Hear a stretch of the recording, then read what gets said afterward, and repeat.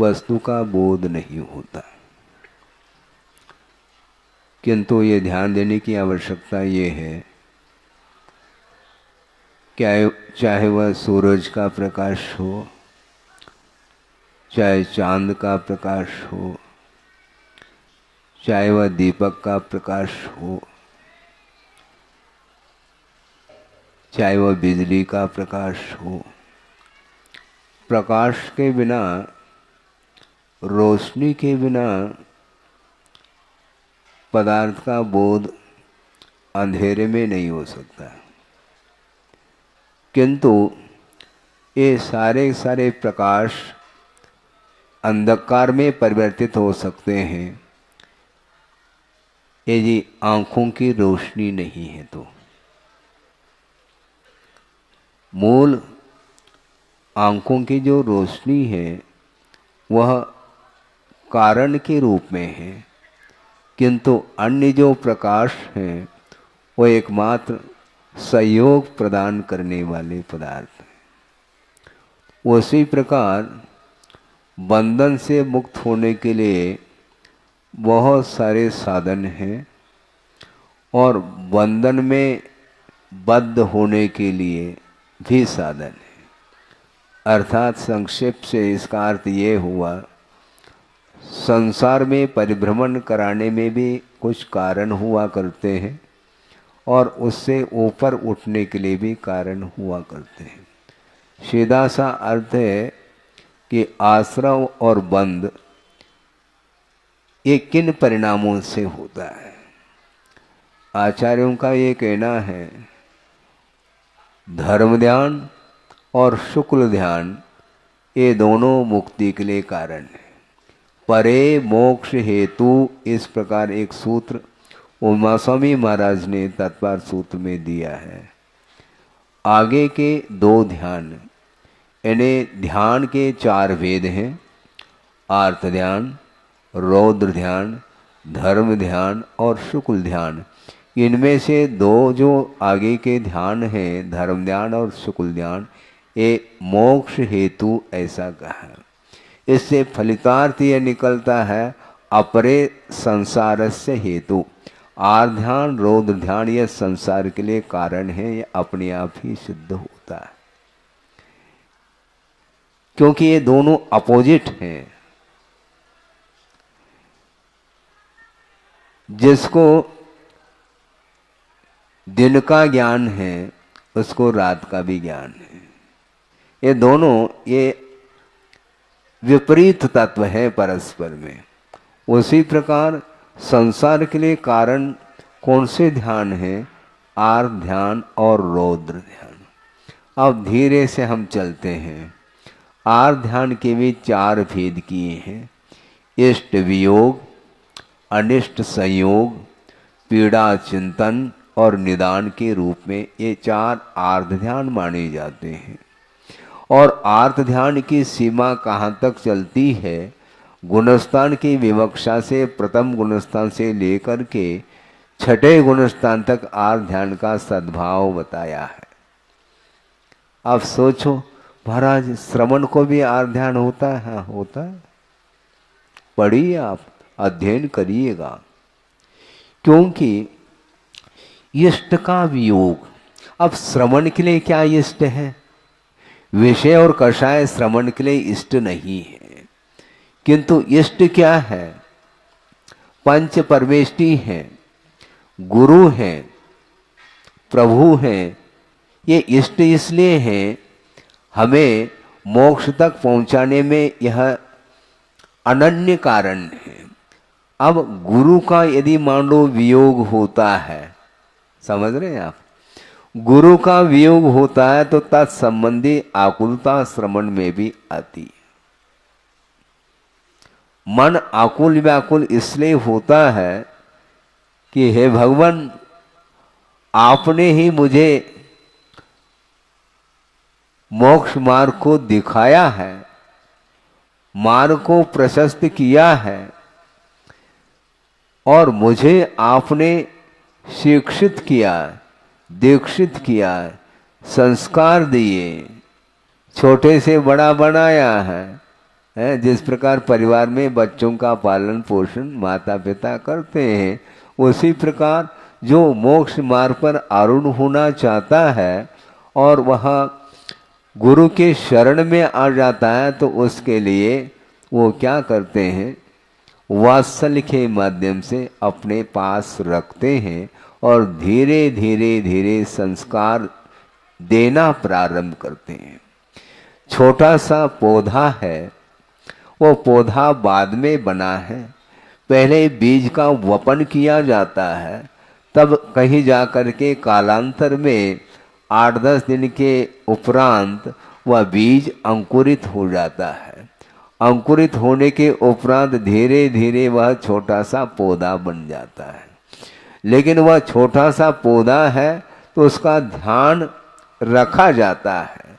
जब तक वह वृक्ष का रूप नहीं लेता तब तक उसका ध्यान समय समय पर रखा जाता है।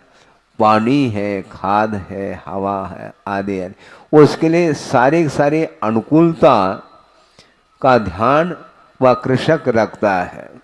उसी प्रकार गुरु भी दीक्षित करने के उपरांत भी वो सोचते हैं अभी नव दीक्षित है, धीरे धीरे धीरे विकास होगा, धीरे धीरे प्रौढ़ता आएगी।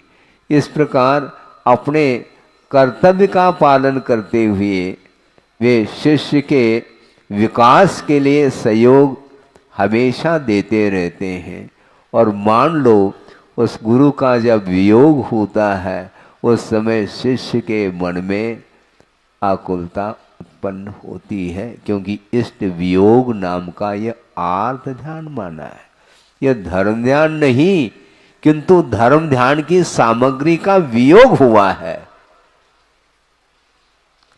इसलिए मन में आकुलता आती है, भगवान अब इस मार्ग को मैं कैसा तय करूं? बहुत लंबा चौड़ा यह मोक्ष मार्ग है और आपने ही प्रकाश दिया है और मुझे चलने के लिए साहस आपने दिया है। ये आपकी कृपा के बदौलत मैं चल रहा था। अब आपका अभाव मुझे खटक रहा है।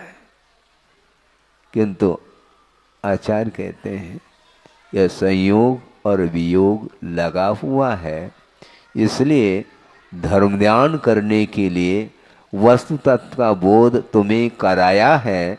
इसलिए समय समय पर वस्तु तत्व के स्वरूप की ओर तुम्हारी दृष्टि जाएगी तो निश्चित रूप से वह वियोगजन्य जो दुख है उससे तुम ऊपर उठ सकते हो। क्योंकि इसमें अपवाद कहीं भी नहीं है, क्योंकि जातस्य मरणम ध्रुवम कहा, जिसका मरण होता है उसका निश्चित रूप से जन्म होता है और जिसका जन्म होता है उसका निश्चित रूप से मरण होता है। इसलिए जन्म और मरण की परंपरा से ऊपर उठने के लिए ही आचार्यों ने मोक्ष मार्ग प्रशस्त किया है और मोक्ष मार्ग पर निराबाध रूप से तुम्हें चलना है। ज़्यादा चिंता करने की कोई आवश्यकता इसलिए नहीं है क्योंकि मार्ग का बोध होने के उपरांत अब प्रकाश की कोई आवश्यकता नहीं पड़ती। दिन में आप टॉर्च का प्रयोग करते हैं? दिन में टॉर्च का प्रयोग करते हैं क्या? नहीं करते हैं, क्योंकि सनलाइट है। रात में टॉर्च की आवश्यकता पड़ती है। उसी प्रकार तुम्हारे सामने आगम है और आगम के अनुरूप जब मार्ग पर तुम चल रहे हो, अब साहस खोने की कोई आवश्यकता नहीं, साहस बांधना चाहिए, क्योंकि यह स्वरूप है वस्तु का। वस्तु का स्वरूप क्या है? हमेशा परिवर्तन करना यह वस्तु का यह स्वरूप है। इस स्वरूप से ऊपर उठने के लिए यह सारी साधना है। केवली भगवान के पास अनंत शक्ति है। अनंत शक्ति के धारक होने के उपरांत भी उनका जीवन संसार दशा में आयु कर्म के आश्रित जीवन उनका चल रहा है। आपके सामने हम आगम की बात रखना चाहते हैं। आपका मन लग भी सकता है, नहीं भी लग सकता है, क्योंकि आपका मन हमेशा मनोरंजन में लगता है जल्दी से जल्दी, किंतु सिद्धांत की बात आपको थोड़ा सा जटिल लगता है। भले ही जटिल लगे किंतु समझने का पुरुषार्थ आप करेंगे। तो मैं क्या कह रहा था? मैं ये कह रहा था कि केवली भगवान के पास अनंत शक्ति है, और मान लो 8 साल अंतर्मूर्त के उपरांत जिन्होंने रत्नत्रय को अंगीकार किया है और रत्नत्रय का पालन करते हुए उन्हें एकमात्र अंतर मुहूर्त व्यतीत हुआ है, और उस साधना के माध्यम से केवल ज्ञान को प्रकट कर लिया। और उनकी आयु कितनी है? एक पूर्व कोटि की आयु है। इतनी दीर्घ आयु तक उन्हें जीवन व्यतीत करना है, और केवली भगवान वो हुए हैं, केवली बन चुके हैं, केवल ज्ञान को प्राप्त कर लिया है, और केवल ज्ञान प्राप्त होने के फलस्वरूप अनंत चतुष्टय का लाभ उन्हें हुआ है। उसमें अनंत ज्ञान, अनंत दर्शन, अनंत सुख और अनंत वीर अर्थात अनंत शक्ति। किंतु अनंत शक्ति होने के उपरांत भी उनका वह जीवन आयु कर्म के आश्रित चल रहा है। अब उनका अकाल मरण नहीं होगा। केवल ज्ञान होने के उपरांत जो शेष आयु है, उस शेष आयु को पूर्ण व्यतीत करके ही निर्वाण को प्राप्त करेंगे, उसके पहले नहीं। परतंत्रता है क्या? नहीं है। इसके उपरांत भी क्षय तो होगा, आयु कर्म का अभाव तो होगा, किंतु समय पर ही आयु कर्म के निषेक चढ़ेंगे। 8 साल अंतर्मूर्त के उपरांत रत्नत्रय को उपलब्ध करके केवल ज्ञान को जिन्होंने प्राप्त कर लिया है, अब शेष जो जीवन है वह समय पर व्यतीत होगा, उसमें अकाल में मरण संभव नहीं।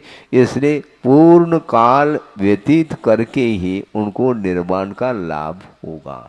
तब तक उसी पर्याय में वो रहेंगे। क्यों? यह वस्तु का स्वरूप है, ऐसा कहा। वस्तु के स्वरूप को हम परिवर्तित नहीं कर सकते हैं। वस्तु हमेशा परिवर्तनशील है, उसको रोका नहीं जा सकता। और मान लो आपकी उम्र है 75 साल की अथवा 80 साल की उम्र है मान लो, और धीरे धीरे धीरे एक एक समय व्यतीत हो करके अंतिम समय वह आया है।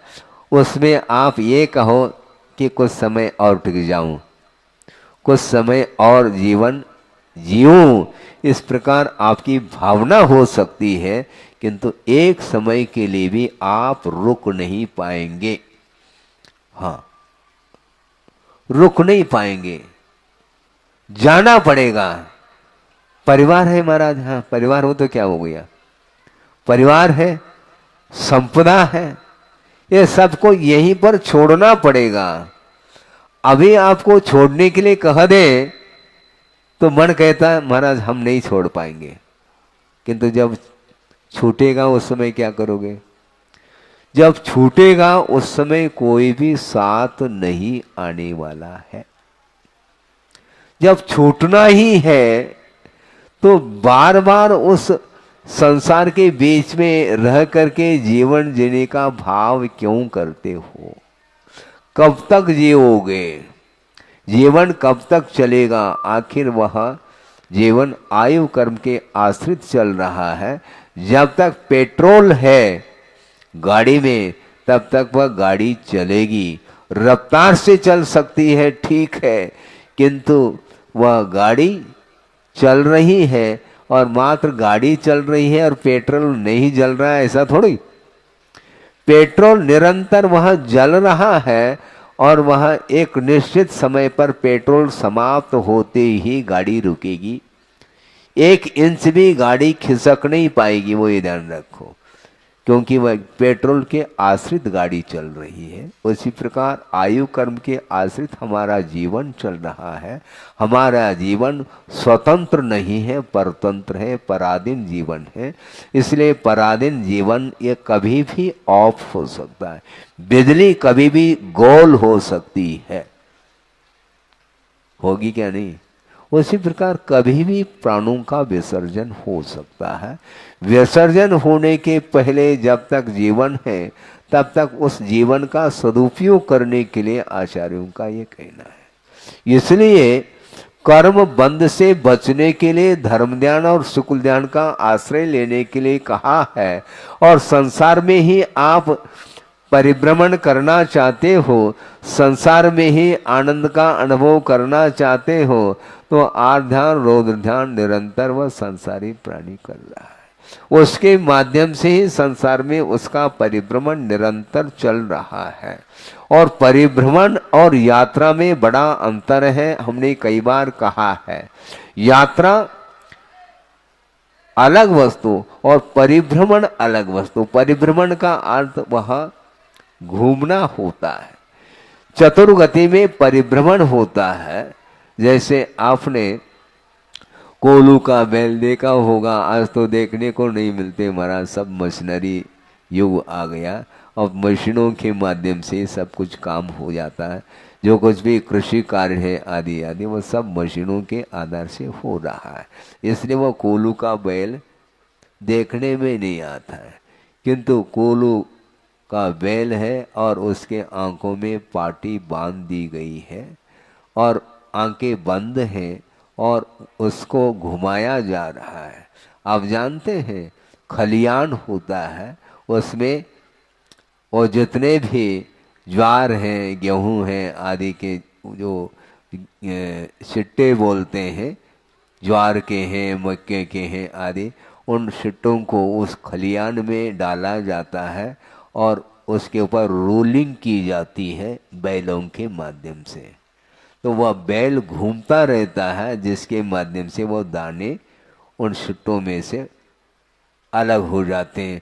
तो वो शाम को बांध दिया अथवा सुबह सुबह बांध दिया है और उसको घुमा रहे हैं और 8-10 घंटे तक मान लो वह रोलिंग हो गया और शाम को मान लो उस पार्टी को निकाला जा रहा है। उस समय वह बैल सोचता है मेरी काफ़ी लंबी यात्रा हुई होगी, किंतु पार्टी खोलते ही जहाँ पर पहला खड़ा था वहीं पर खड़ा है।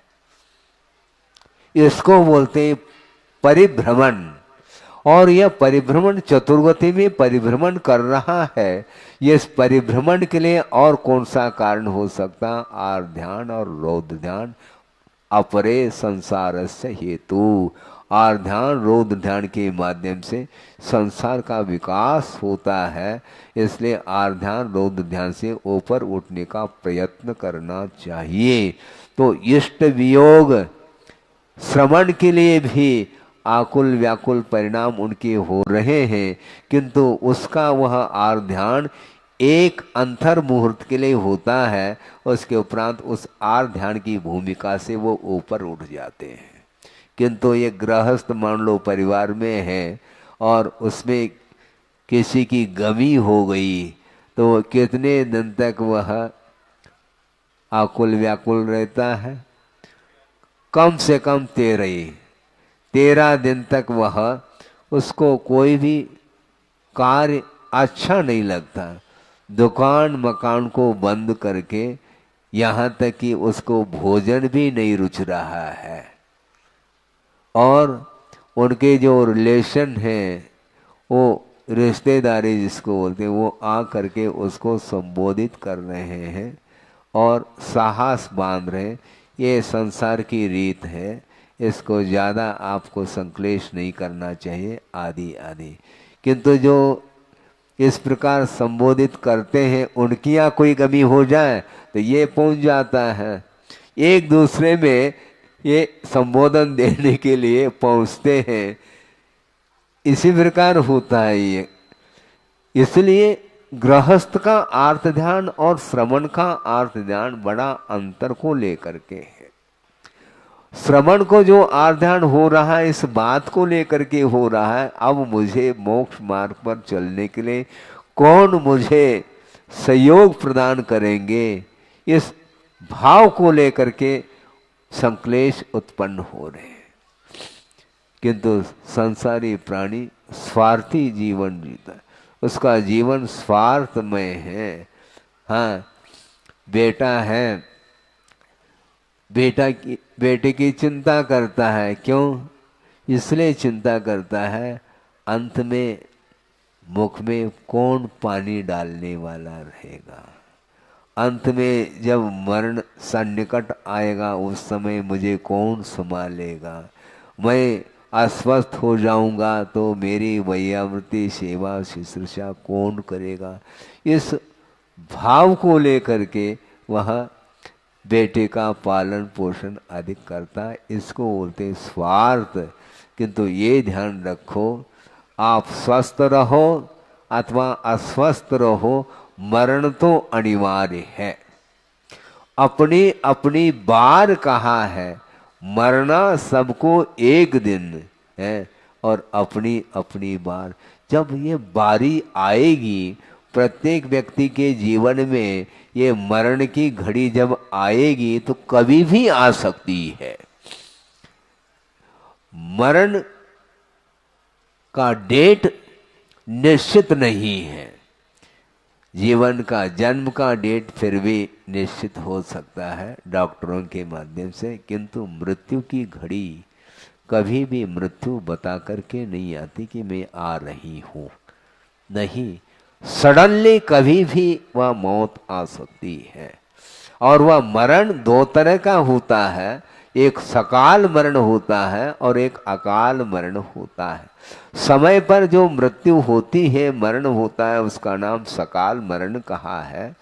और अकाल मरण का अर्थ ये है विभिन्न प्रकार के निमित्तों के माध्यम से जो मरण होता है वह अकाल में होता है। मान लो एक्सीडेंट हो गया और ऑन द स्पॉट समाप्त हो गया, इसको बोलते हैं अकाल मरण। और इसी प्रकार के और भी निमित्त मिलते हैं। हार्ट फेल हो गया, अटैक आ गया और उसी में शांत हो गया। बड़े बड़े महान जो रोग होते हैं उनके निमित्त से अकाल में ही वह चला जाता है। जलमग्न होकर के भी, डूब करके भी वह मरण को प्राप्त होता है। अग्नि के द्वारा झुलस करके भी वह उसका प्राणांत हो जाता है। तो कई प्रकार के ये अकाल मरण के लिए निमित्त बताए हैं। इसी प्रकार विष भक्षण करके भी अकाल मरण होता है। तो अकाल मरण से बचने के लिए आचार्यों ने कहा है, मरण से बच नहीं पाएंगे ये ध्यान रखो, किंतु अकाल मरण से बचाया जा सकता और बचाना चाहिए। कई लोगों की यह धारणा हो सकती है, होती है कि महाराज ये अकाल मरण कोई वस्तु नहीं है, क्योंकि उसकी उतनी ही आयु थी। इस प्रकार की धारणा लोगों की रहती। ये धारणा आगम से विपरीत है। क्यों? इसलिए विपरीत है, उतनी ही उसकी आयु थी। ये तुम्हें कैसा ज्ञात हो गया मुझे बताओ, या तो पहले बता दो इसकी कितनी आयु है, मरने के बाद बताते उसकी उतनी ही आयु है। गलत बात है ये। निमित्त के द्वारा उसका अवसान हुआ है, इसको स्वीकार कर लेना चाहिए। आपका जीवन आयु कर्म के ऊपर आधारित है, ठीक है। उतनी ही आयु है जितनी है, कोई बात नहीं। आपकी कितनी आयु है मुझे ज्ञात नहीं, न तुम्हें ज्ञात है, किंतु मरना तो निश्चित है। और अकाल मरण होता नहीं, ये आपकी धारणा है, मेरी नहीं, आपकी धारणा है। तो हम आपको ये पूछना चाहते हैं, आपको रसोई घर में नहीं जाना चाहिए। भोजन करने के लिए, क्योंकि भोजन करने से थोड़ी जीवन चलता है, आयु कर्म के ऊपर निर्धारित है। भोजन यदि नहीं करते हैं मान लो तो मरण हो जाता, तो ये कहो ना उतनी आयु थी, भोजन क्यों करते हो? रोग हो जाता है तो हॉस्पिटल क्यों चले जाते हो? स्वयं तो हॉस्पिटल का सहारा लेता है और दूसरे के लिए कह देता है उसकी उतनी आयु है, गलत बात है। स्वयं दवाई का प्रयोग कर रहा है और दूसरे के लिए कह देता है उसकी उतनी ही आयु थी, ये गलत है। इस प्रकार की यदि धारणा मान लो किसी की हो तो उसको निकाल दे देना चाहिए, क्योंकि आगमकार का ये कहना है कि वस्तुतः अपने मरण दो तरह का होता है, एक सकाल और अकाल। बिना निमित्त के एक आयु के जो निषेक हैं वह निर्जरित होते चले जाते हैं, तो वह समय पर उसका अवसान होता है। किंतु अनेक प्रकार के निमित्तों के माध्यम से यदि अवसान हो रहा है उसका नाम अकाल मरण है। इसलिए आचार्य कहते हैं अकाल मरण से बचना चाहिए। उसकी उतनी ही आयु थी। तो हम एक प्रश्न आपके सामने खड़ा करना चाहते हैं, उसका उत्तर आपको देना है। वह ये है, जब उतनी ही आयु थी तो अहिंसा धर्म का पालन हम कैसे करेंगे? क्योंकि आयु तो उतनी थी, मेरे द्वारा तो उस जीव का घात तो हुआ ही नहीं। मेरा पैर मान लो किसी चींटे के ऊपर पड़ गया और मरण हुआ तो उसकी उतनी आयु थी, मैंने थोड़ी मारा उसको, मेरे द्वारा घात थोड़ी हुआ। ऐसा मानेंगे तो चलेगा क्या? नहीं। अहिंसा धर्म का पालन करने के लिए, ईर्या समिति के अनुरूप चलने के लिए आगम की आज्ञा है। इससे स्पष्ट है कि मेरी प्रवृत्ति के द्वारा जीवों की विराधना होती है और उस विराधना से बचने के लिए ही ईर्यापद समिति के अनुरूप चलने के लिए कहा है। नहीं है तो निश्चित रूप से प्राणों का घात हो जाता है। इसलिए चार हाथ देख करके चलो, इस प्रकार कहा है। अहिंसा धर्म की उपासना करने वाले आप लोग हैं, इसलिए हिंसा जो होती है वह प्रवृत्ति के माध्यम से होती है और अकाल में भी उस प्रवृत्ति के माध्यम से उसका घात होता है। उससे बचने के लिए ही आचार्यों ने सावधानी के साथ चलने के लिए कहा है। इसलिए प्रमत्त योगात प्राण व्यपरूपणम हिंसा कहा। असावधानी पूर्वक अयत्नाचार पूर्वक यदि प्रवृत्ति करते हैं, निश्चित रूप से जीवों की विराधना, उसका घात होता है। अकाल मरण के लिए एक महत्वपूर्ण और कारण बताया, आपको ज्ञात नहीं है। वो क्या बताया? अनीति। सुन रहे हैं आप लोग सब? यू आर बिजनेसमैन, आप सब लोग व्यापारी हो। सुनो, अनीति के आलम्बन से अनंत बार संसारी प्राणी ने अकाल मौत मरा है। महाराज ये कैसा? सुनो, जो आजीविका कर रहा है एक व्यक्ति है, किंतु वह प्रतिदिन कमाता है और प्रतिदिन खाता है, उसके खाते में ज़्यादा नहीं है पैसा, आज कमाया आज खा लिया, कल का कल। इस प्रकार जो जीवन यापन कर रहा है, उसके घर में कभी छापा पड़ सकता है? पड़ता है ही नहीं। उसके पास एक टका नहीं, आज जो कमाया था आज समाप्त हो गया, कल का कल। किंतु छापा किसके यहां पड़ता है? जिसका नाम गिनीज बुक में आया है, उसी के यहां जाएंगे। हाँ, पेपर न्यूज, वो फेमस व्यक्ति, अच्छा अरबपति पार्टी, खरबपति पार्टी, हाँ, तो वहां पर वो सोचता है कि अब इनके यहां जाना अच्छा है, और वहां जा करके सीधा दिखाओ। क्या? कुछ नहीं दिखाना तुम्हें, चाबी भर दे दो मुझे, मैं सब कुछ कर लूंगा। मुश्किल, अब चाबी देने के लिए तैयार नहीं होता। बार बार कह रहे जल्दी करो, नहीं करता है। नहीं करता तो फिर क्या दिखाता है? हैं? पिस्टल है, पिस्टल बोलते, बंदूक। और वह दिखाता है, और बस दिखाते ही अब प्राण सबको प्यारे। नहीं दोगे तो देख लो, तुम बच नहीं पाओगे। और सब कुछ ले लिया उसने, लूट लिया है। अरबों खरबों रुपए जमीन सारा का सारा वो लूट लिया, सोना चांदी वो ये सब। और लास्ट में स्वयं अपनी रक्षा के लिए उसका घात और करके चला जाता है।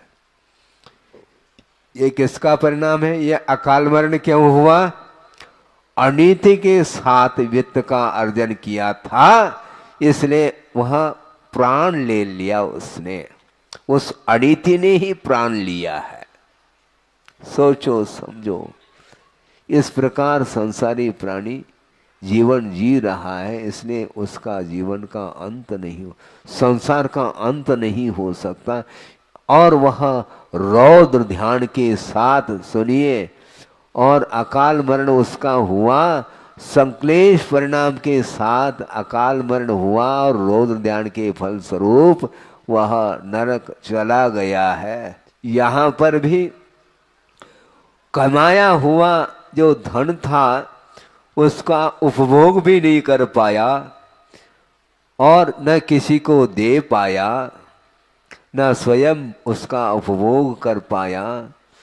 परिवार के काम में भी वह संपदा नहीं आई, न स्वयं के काम में आई, किंतु थर्ड पर्सन वो आ करके ले लिया, लूट करके चला गया, और उसका घात भी करके वह चला गया। इसको बोलते अनीति का आश्रय लेने से अकाल मरण होता है। इसको ध्यान में रखना चाहिए। इस प्रसंग को कुंद कुंद स्वामी ने, मुझे जहाँ तक स्मरण है, अष्टपौड़ में ये विषय आया है। हाँ हाँ, ये अर्थ पुरुषार्थ नहीं माना जाता। ये किन प्रकार से वित्त का उपार्जन उसने किया है, इसलिए उसका नतीजा, उसका परिणाम यह निकला है। इसलिए आर ध्यान से, रौद्र ध्यान से बचो। अत्यासक्ति के कारण इस प्रकार दुर्गति का पात्र बनना पड़ता है। इसलिए आपको ये चाहिए कि धर्म ध्यान के लिए समय निकालो, और कम से कम आर ध्यान हो। आर ध्यान का समर्थन तो मैं करूँगा नहीं, किंतु बिना व्यवसाय के, बिना आजीविका के साधन के बिना आप लोगों का जीवन चल नहीं सकता। इसलिए धन का आलम्बन आपको लेना पड़ता है। ठीक है ले, किंतु अनावश्यक वित्त का संग्रह कभी भी नहीं करना चाहिए, जिसके कारण जीवन चल नहीं सकता। इसलिए धन का आलम्बन आपको लेना पड़ता है। ठीक है ले, किंतु अनावश्यक वित्त का संग्रह कभी भी नहीं करना चाहिए, जिसके कारण दुर्गति का पात्र होना पड़े। आपका समय हो गया है, यह बहुत विषय लंबा है। समय समय पर इसका और विस्तार किया जा सकता है। और ध्यान के भी 4 भेद किए हैं, रौद्र ध्यान के भी किए हैं, धर्म ध्यान आदि के भी भेद किए हैं। इन सब ध्यान संबंधी स्वरूप का ज्ञान हम आगम के माध्यम से कर सकते हैं, और ज्ञान करके उन दुर्ध्यानों से बच करके अपने जीवन को उन्नति की ओर ले जाना चाहिए, जिसके माध्यम से हमारा कल्याण हो सके। अहिंसा परमो धर्म की जय।